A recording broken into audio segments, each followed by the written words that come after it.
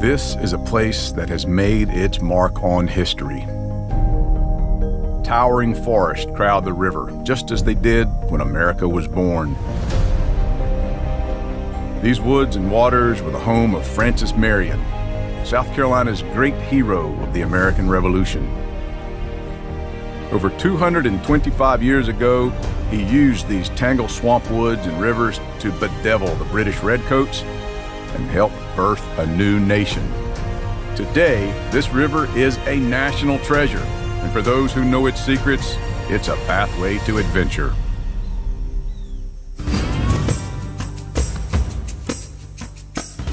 Hey, I'm Eddie Nickens, and today I've got one foot in the past and one foot in the present. Or maybe you ought to make that a paddle. I'm here on South Carolina's Revolutionary Rivers Trail. My guide today for our history tour is Holly Beaumier. I think I see her right now.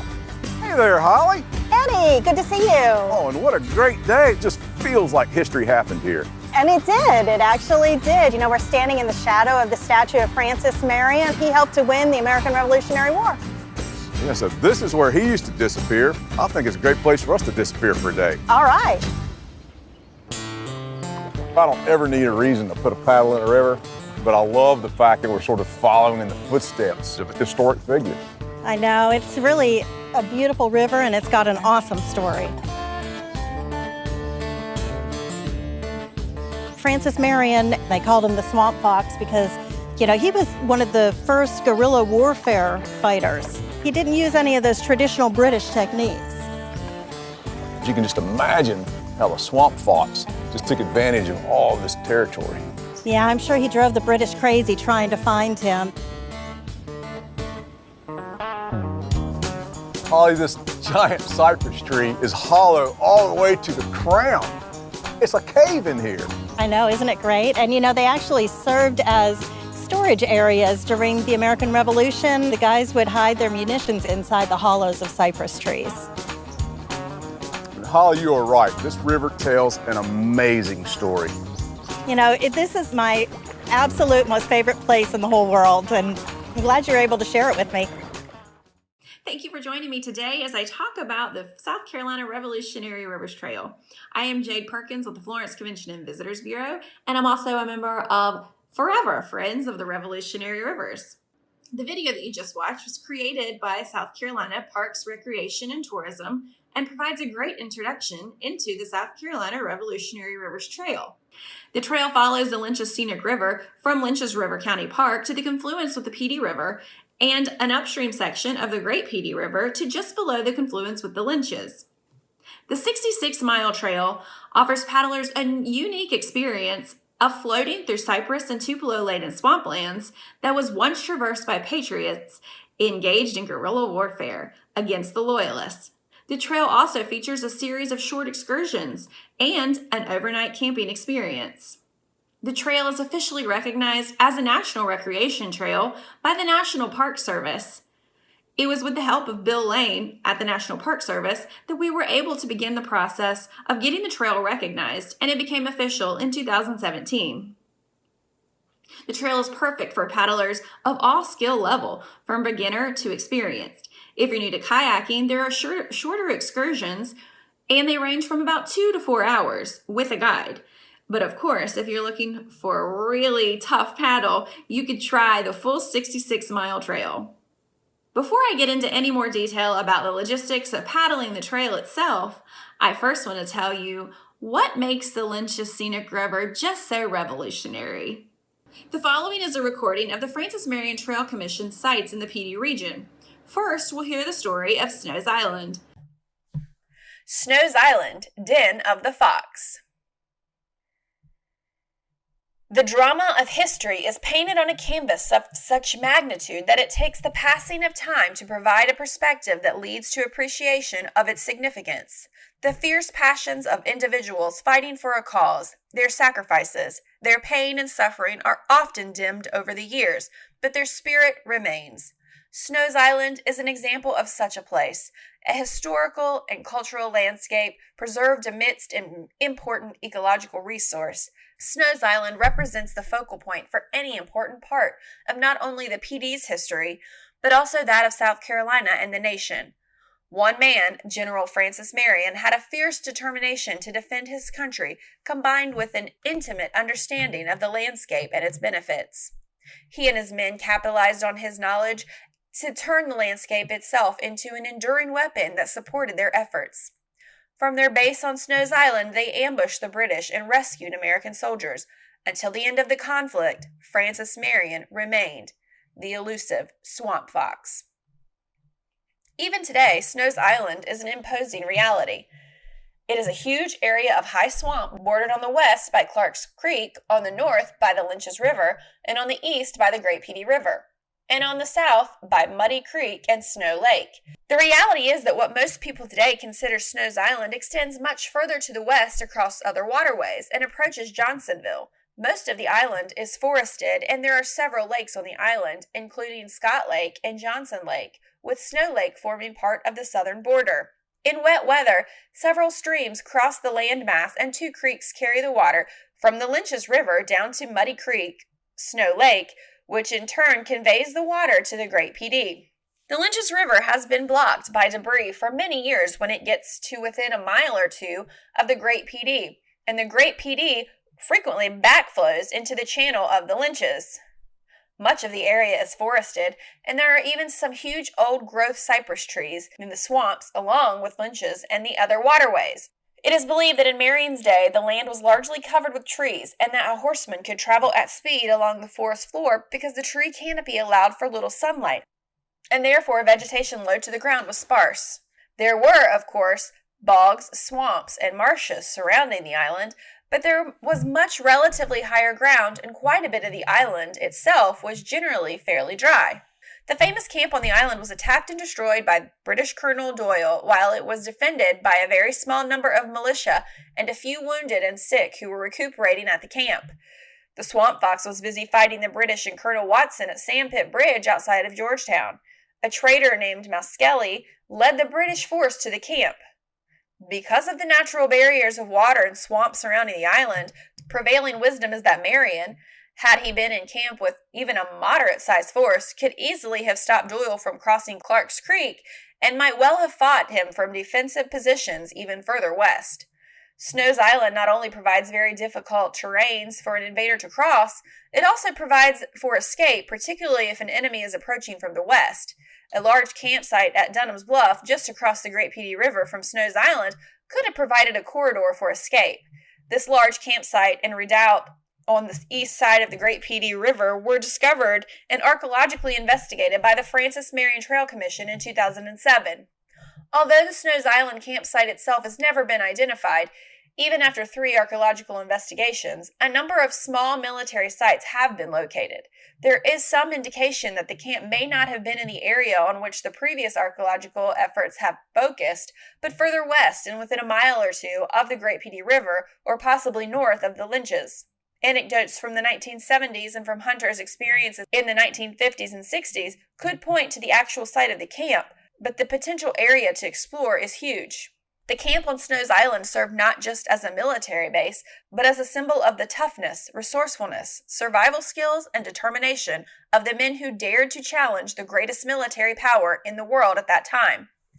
It represented a type of warfare for which the British were ill prepared, and to which they had great difficulty adapting. There's a legend that a British officer was escorted to the camp to effect a prison exchange and was invited to dinner by Marion himself. The fare was roasted sweet potatoes and creek water. After returning to the British camp, this officer supposedly resigned his commission in the British Army with the explanation that he now believed that the British could not defeat the men who could withstand such hardships as he had witnessed and still fight with skill and ferocity.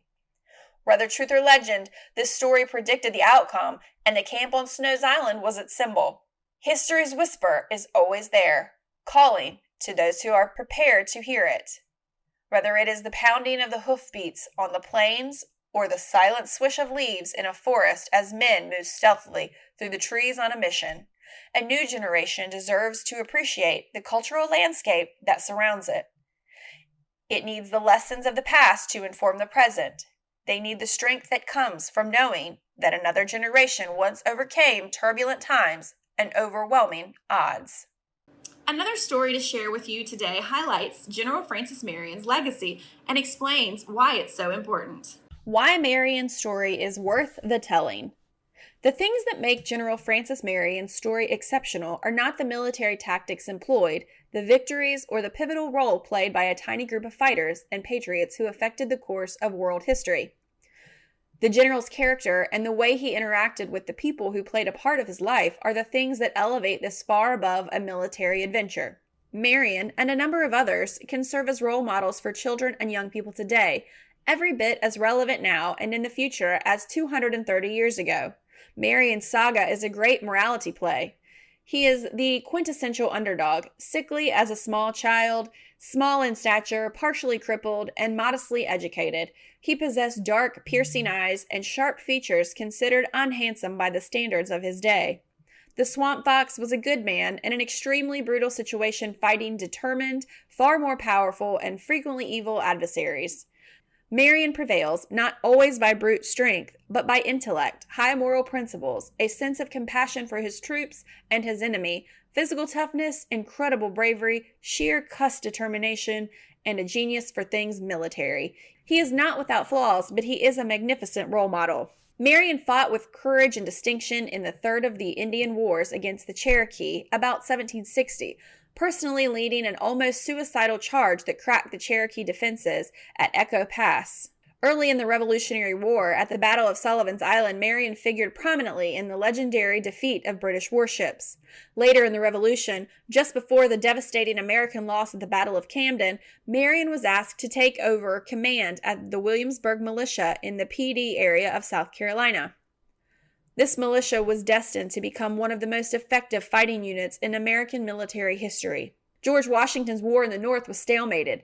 The British elected to change strategy and win the war in the Southern Theater, an area that contained the economic resources of greatest importance to the British. A compelling argument can be made that the war for American independence was lost by the British in the South. However, in the South, the Americans themselves lost 3 armies in succession, one at Savannah, a second at Charleston, and a third at Camden. For a brief period after the loss of General Gates' army at Camden, a small cadre of fighters under Francis Marion was virtually all that kept the South from falling to the British. Marion's militia often rode huge distances, attacked without warning, frequently at night, and melded into the swamp or forest. British lines of communication were disrupted. The British and Tories could not consolidate their hold on South Carolina. Had the British been able to consolidate their hold, international law of the day would have allowed them to keep the territory they held at the time of the armistice. British victory in the South, specifically South Carolina, would have likely cost America the war. Our history and that of the world would have been vastly altered. A description of Marion and his men recorded when Marion and a few militiamen visited General Gates' camp at Camden. Quote, Colonel Marion, a gentleman of South Carolina, had been with the army but a few days, attended by a very few followers. Their number did not exceed 20 men and boys, some white, some black, and all mounted, but most of them miserably equipped. Their appearance was in fact so burlesque that it was with much difficulty the diversion, the regular soldiery, was restrained by the officers, and the general himself was glad of an opportunity of detaching Colonel Marion, at his own instance, towards the interior of South Carolina, with orders to watch the motions of the enemy and furnish intelligence. A few days later, Marion left the camp. General Gates' army was destroyed by the British. Meanwhile, Marion had taken command of the Williamsburg Militia. The Williamsburg Militia was a tiny band of poorly equipped, wretchedly clothed, underfed, and unpaid citizen soldiers. There was rarely enough ammunition. They did have fast horses, knowledge of the swamps, forests, and rivers, excellent riflemen, and the ability to live off the land, and first-rate scouts and spies. Now they also had a little leader with great courage and a penchant for guerrilla warfare.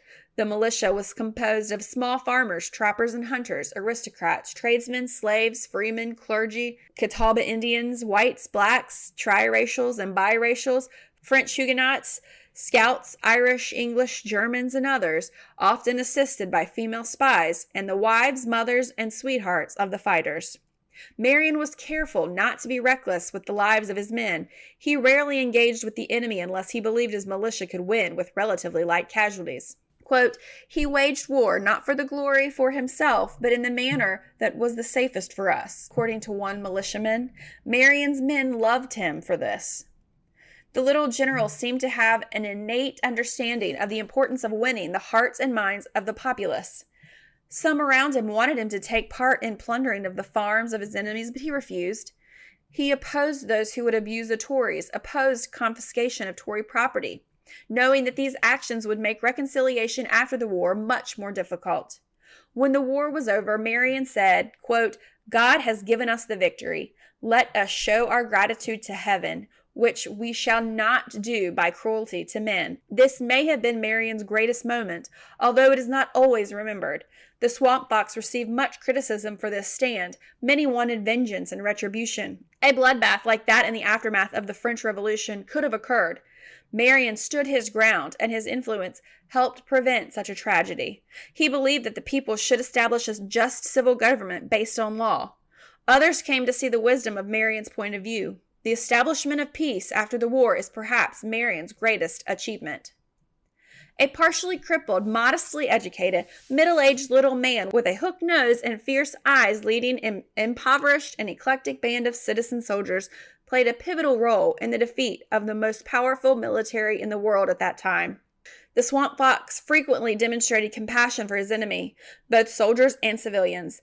Honesty, honor in his dealings, selflessness, and magnanimity for victory. He understood the importance of winning the loyalty of the people, whereas many of his adversaries seemed not to grasp this concept. Marion was a major influence for the reconciliation rather than retribution after the war, even though his home and material possessions had been largely destroyed by the fighting.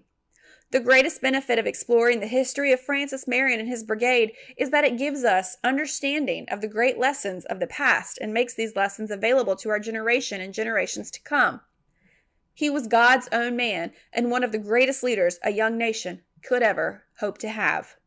Now that you understand the importance of General Francis Marion to the Revolutionary War and how the Lynches played a part in that history, let me tell you how you can access this great piece of history in Florence County.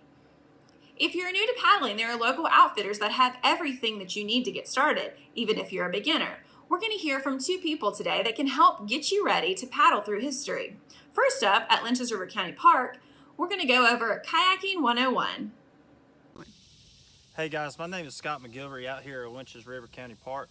I'm a park ranger out here, and today we're going to talk about how to get on the river and talk about kayaking, basically Kayaking 101.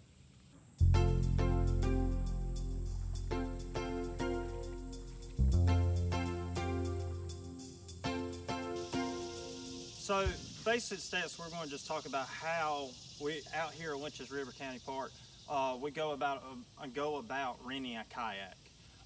So, as of right now, there's easy ways to get a hold of us. You're able to call us at the Environmental Discovery Center. You're even able to contact one of the park rangers if you see us out and about. If you just stop us, we'll go through the process. One is you'll have to sign a waiver to be able to rent a kayak. You must be 18 years old to rent a boat, or you have to have at least one person in the boat with you that's 18. We do offer multiple options of kayaking. We have kayaks, we have two-man canoes, we also have tandem kayaks. And the difference between a tandem kayak and a kayak is a tandem kayak has two seats instead of one. But it is actually, to me personally, it's the harder of the two to do. The other thing we'll go through is after you sign the waiver and after you pay your deposit and you pay for your boats and all, we'll get you down here to the canoe launch and we'll put you in. Once we put you in, you will get a phone number for the Environmental Discovery Center or the park ranger cell phone number, and we will be the ones that will actually come and pick you up and we will bring you back to your vehicle, so you would not have to go anywhere else. It's a one-stop shop here. So guys, our stretch of the river, what we call our stretch of the river is about 5 river miles. From the 5 river miles, about 45 minutes worth of the 1.5 hour to 2 hour trip is extremely difficult. And a lot of that can be is due to continuous flooding for pushing trees around. Some of that is due to hurricanes we've had in the past, even though we have tried to do our best to do cleanup, but there's only so much we can do. So if you are a beginner paddle, you can do it. However, you need to be cautious. It's always better to go with somebody that's more experienced, at least on the more tougher stretch. Once you get through about the 45-minute part, the second leg of the trip is usually fairly easy. It's wide open. The river gets a lot more wider. But this stretch, the first 45 minutes, is very tight, very narrow. So that's what makes it more difficult, and with down trees and logs, it'll be a little bit tougher to see. So we do recommend that if you have more experienced kayakers, for them to come with you, to go with you at least on this first part of the trip. We do offer a guided trip. For more information about, please look at our Facebook page at Winches River County Park. We do highly recommend, if you're beginners, to get guided trips. It's just safer if you do this, just because we do have more experience on the river, and we can just guide you through it a lot easier and safer. Just in case if something goes wrong, we will be there to help you, help any situation. All right, guys, other thing we need to talk about is just a little bit of river safety for here for Winches River County Park. What I do recommend is, from our trip from here at the canoe launch all the way down to 52 Landing, it's usually anywhere from an hour and a half to a 2-hour trip. So you need to be prepared for that length of time. Water, food, anything like that that would just get you through the trip. And you also need to be very cautious about the weather, especially here in South Carolina. We can experience high humidity. We can also experience heat index that can get up to 100 degrees. So just put all that in account, and also for the summer storm weather, that you're not getting yourself caught in a bad situation where a storm might pop up in nowhere and you're caught on the river. Other thing is just making sure you have all your gear that's appropriate, your life jacket on that's correct, your paddles and stuff like that. One good thing to always have is some people do recommend closed-toe shoes. I especially recommend, maybe if it's not closed-toed, that actually have a strap on it. There's sandals that have straps around the ankle, just to make sure your feet don't, your shoes don't come off. Really, sunscreen if you do it during the summer months. If you do it during the colder months, long sleeves, carry a blanket just in case if you fall in the water for hypothermia, other situations like that. It really just depends on, your gear depends on the environment that you're going to be in.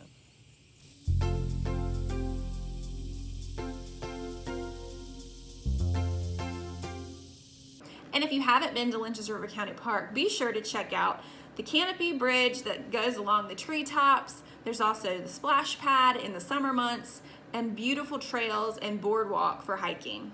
Another outfitter that would love to get your family out on the river is Barry Frick, owner of River Rats in Scranton. They also offer guided excursions for all levels of paddlers. For the beginner paddler, they offer short, easy paddles, but if you're looking for a more strenuous paddle, he and his crew will be happy to take you on a 4 or 5 hour trip.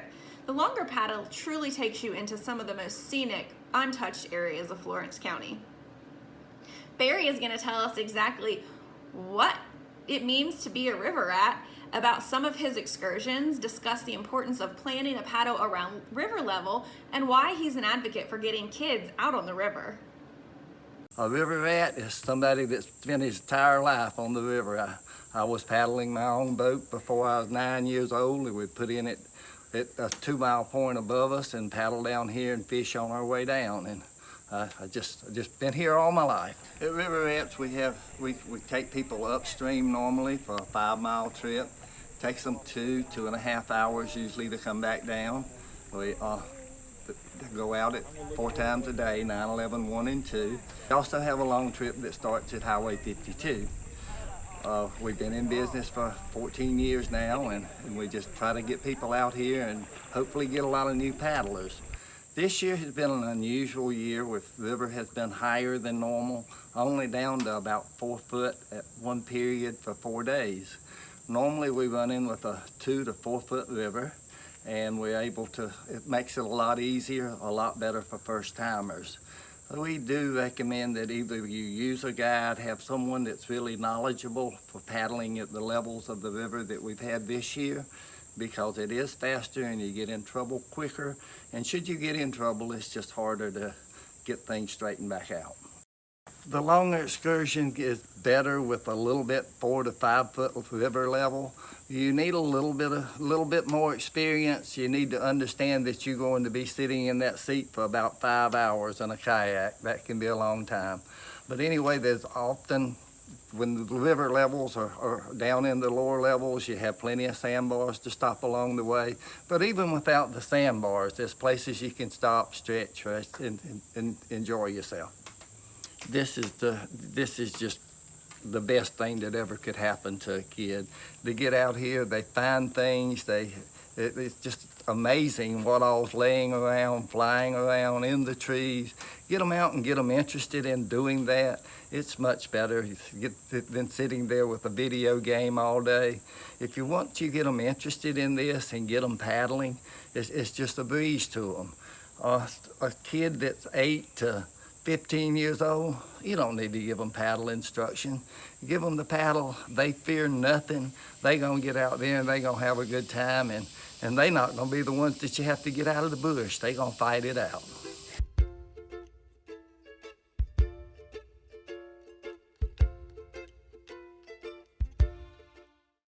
Barry Frick has been an advocate for the river all of his life, like you heard, and he chairs the Friends of the Revolutionary Rivers group. He was instrumental in building the first platform campsite that we're going to talk about next. If you're looking for a unique, completely rustic way to experience nature and history, be sure to check out the Friends of the Revolutionary Rivers platform campsite. Let's take a look. Imagine sleeping in the middle of the swamp where General Francis Marion and his troops are said to have roamed during the Revolutionary War. Here's your chance to experience nature and history. Situated off of the bank of the Lynch's Scenic River is the Forever Platform Campsite that protects you from the elements while still having a rustic camping experience. A completely screened-in structure, the platform protects from weather and also allows for campers to hang hammocks. The platform provides shelter, a primitive bathroom, a fire pit, and a large deck for admiring the scenery. The platform can be booked for $25 a night by visiting forever.us. I try to come down at least every couple of weeks, check on it. Come down after someone uses it and make sure that they left it as it should be. It's a great place to camp with minimal supplies, a sleeping bag, the air mattress, and no tents needed. You're not going to get wet. It's good shelter. Just a great place for camping. Fishing is allowed. It's good fishing down here on these banks. These banks you can get up and down the bank for probably a quarter of a mile here with good fishing all along the way. Another great thing about this location is a great swimming hole. A little deeper over on this side, but you get about 10 foot out there and it starts tapering up to a shallow sandbar on the other side. Just a great place to get a good swim in, or you bath if you'd like. Just a great swimming hole. This is the first Friends of the Revolutionary Rivers platform built along the Lynch's River and the Revolutionary Rivers. The plan is to build a campsite every 10 miles along the trail. So keep your eye out for more rustic camping opportunities along the Revolutionary Rivers. Forever has also published a waterproof map of the entire South Carolina Revolutionary Rivers Trail. The map is full of helpful information that can be used to plan your paddle, like identifying all of the landings along the 66-mile trail. It also identifies tips that you might need for certain areas of the paddle, highlights the wildlife, flora, and fauna that you might see along the way, safety tips, and stewardship. Safety and stewardship are very important. Some safety tips that are highlighted in the map are never paddle alone, always let someone know when you're planning to get in and off the river, always wear a U.S. Coast Guard approved life vest, and remember that cell phone service is spotty. We're in the process of updating those maps with the next platform location. Once that's complete, the maps will be made available to the public. Thank you for tuning in today to learn about the South Carolina Revolutionary Rivers and the Friends of the Revolutionary Rivers. Please don't hesitate to contact us at forever.us to seek more information, or check us out at visitflow.com the Florence Convention and Visitors Bureau, and we'll be happy to help you coordinate your trip on the river.